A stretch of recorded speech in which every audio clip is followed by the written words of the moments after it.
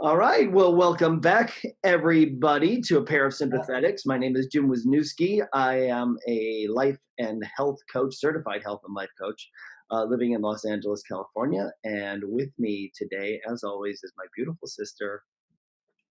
Hello, everybody. I'm Therese Westberg, a licensed clinical professional counselor. Good to see you, Jim. Good to see you, Trace.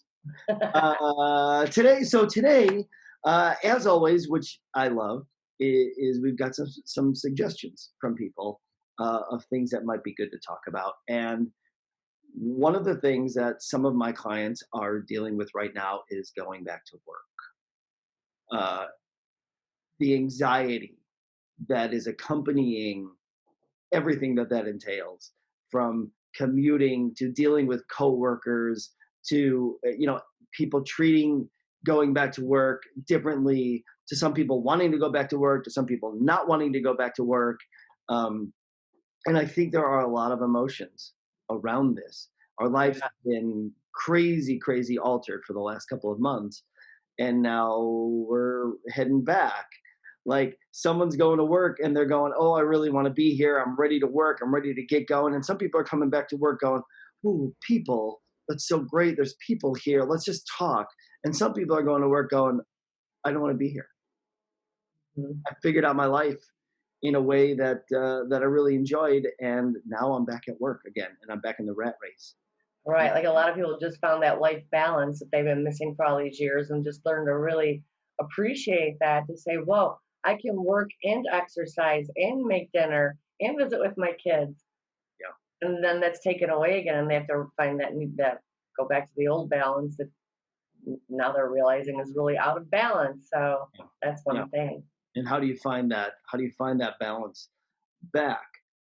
So I guess I just wanted to deal with this today and deal with uh, coping with people's irritability over this, Shall we over, say? shall we say, um, and maybe throw it over to you and just, do you have any thoughts on this of Well, how to go back? I've talked with a lot of people about it as well, and had some of my clients are really, reeling in all of it. So I think it's important to just say there's so many scenarios. Like a lot of people just got used to being in their cocoon, like their little safe space. You had your little net of people. At first, it was just maybe you and maybe one other person. Some people all alone. And that's hard. You were talking about that. Mhm, Um, mhm. but just found that safe. It took a while to get into that and get used to it, and then you did, and you felt safe. And maybe some of us, including myself, I started really small, just my husband and me, so Eric and I, and then we slowly let some of our kids back in, and we just got to where we're good to be with all of our kids because we've all done all the right things, and now everyone's going to go back to work, and so we have to pull back again and Yeah. go back to our small cocoon because it's everyone's unsafe, or we're going to keep it the way it is and know that we're being risky all the time, so have a little elevated anxiety. So that's another big piece. So when we are back at work and we're feeling this anxiety, um, I would like to just kind of give one practical. You and I have talked a lot about, look, we're called a parasympathetics because we think that being in your parasympathetic nervous system is the best place to be. It's not always. You don't want to be that if you're in danger. You need your sympathetic nervous system to be working for you. But in general, when we perceive danger and now our sympathetic nervous system is going nuts, how do we get ourselves back into Back to the beach, right? You gotta back go to the back. beach, back to the beach. So Yeah. I would love to hear what you have to say about that, and then I would love to give a breathing technique that kind of helps people um, fire into that parasympathetic nervous system or just engage in that when they need to. Um, so I would love for you to talk on this subject uh, a little bit more. We talked a little bit about it earlier, and you had some great thoughts on So it. I guess so. We're going back to the parasympathetic. So just as a refresher, that's where all positive things are, our good positive emotions, our positive thoughts. Whereas the sympathetic is where all the negative's going to be, right? So That's where the anxiety is, the fear, irritability, as we said, or anger. We're going to have trust issues with people because now you're throwing me back out there with people that I don't know where you've been. And so I want you're going to do a breathing technique first. Is that right? Yeah. So we'll get to that in a second. So because that's I think key because that brings you to your parasympathetic for sure. But I think it's also about in this situation has to do with empowering yourself as much as you can. So uh, when I talk about power, I talk about what is my power, what is your power, and I think we all have the same. My power, your power is self control.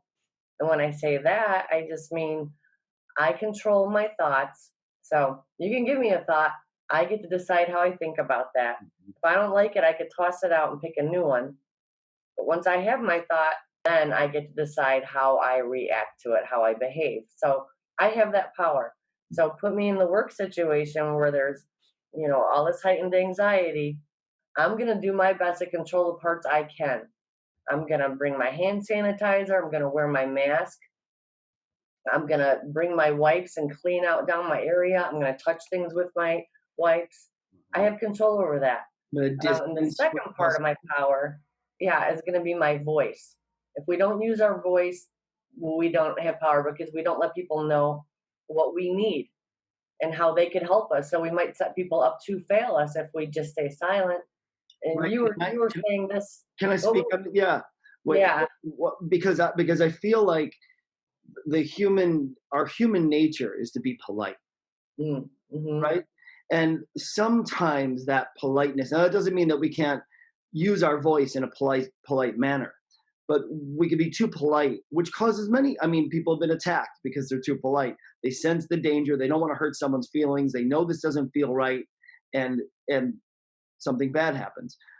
I think that during this time, I totally agree with you. I feel like this is a good time to politely say, I'm still maintaining social distance. I know Right. we're at work, but I'm still. So if you can just appreciate that and thank you and please and thank you. I think we need to not be overly polite where we just don't say it. I don't want to hurt your feelings. Right. This is making Don't me uncomfortable. don't. This is not a time for peer pressure, right? Yes. Yes. And so it's use your voice like, hey, I wear my mask out of respect for you. If you're a person that wears your mask and say it would make me feel more comfortable. We're gonna be here together every day. I don't know where you've been. It would help me out to be here if you wore your mask too. Are you cool with that? You gotta put it out there. You got You to put it out there. talk to your You can, bosses, ask for meetings, for yes. brainstorming, Yeah. to say, hey, can we all talk about how we're all feeling? So that and maybe we have creative ideas how to keep this even safer so we all feel good about being here. You've got to use your voice. This is not a time to go and meek and just go with the flow. And I Say want the to say something about that.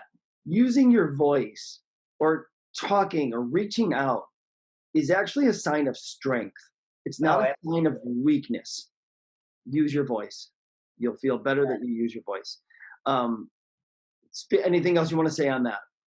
I mean, is there anything else you wanted to add? I feel like I covered what I wanted to say about it. Yeah, I think so. And I think so. This is one thing that I wanted to talk about. It's a breathing technique. And I think anybody who's feeling worried or anxious about this return to work can use this technique. It's in your car before you enter a space, at your desk if you're a person who sits at a desk, wherever. And we call it the 557 breathing technique. And the one thing about the 557 breathing technique is it's an inhale for 5 breaths, it's a hold for 5 breaths, and then it's an exhale for 7 breaths. Because it's on the exhale where our parasympathetic nervous system really engages. That's where we really get that. So look something like this, and you can do this anywhere, anytime. Do 10 of them, go into work, and meet everybody at their emotional level. So here's what it looks like. You can do it with me. So Okay, we're going to inhale for 5, okay? Hold for 5, exhale for 7. So let's inhale for 5, 4, 3, 2, 1. Hold for 5, 4, 3, 2, 1. And now exhale for 7, 6, 5, 4, 3, 2, 1. And just keep doing that until Oh, you it feels just so feel, good. yeah, you just We're not gonna feel mix it up. your central nervous system calm a little bit. Take a moment to say, how do I want to respond? As you mentioned, Therese, you have the control to respond. But I think that if you wait for the moment to respond, that's going to be harder because you're already your sympathetic nervous system is already firing. It's already saying danger, danger, protect. So if we can enter the space with our parasympathetic nervous system fired, Right? and we've already made a choice, this is how I'm going to deal with this, I think we're going to be in much, much better shape. One other thing before I go, and you and I mentioned this: if you're somebody who's leading people, if you're the boss, if you're in politics, and again, I don't care, you're on the right side or the left side, as best as we can, let's show the way. Let's be the leaders. Let's be the people that are have left our doors open to say, come and talk to me if you need to. I'm going to do everything in my power that makes everyone feel safe. And I think we'll be in better shape. That's going to create a better work environment, in my opinion. So I agree. Be good role models. be good role models. All right, everybody. As always, if you have a suggestion, if you have something that you would like us to tackle, it's been so useful to get these suggestions. It gives us a jumping off place. And again, we love talking about it. Please leave it in the comments below, and we'll see you next time. All right, everyone. All right. Oh, I love you. I love you too. All right. Fun.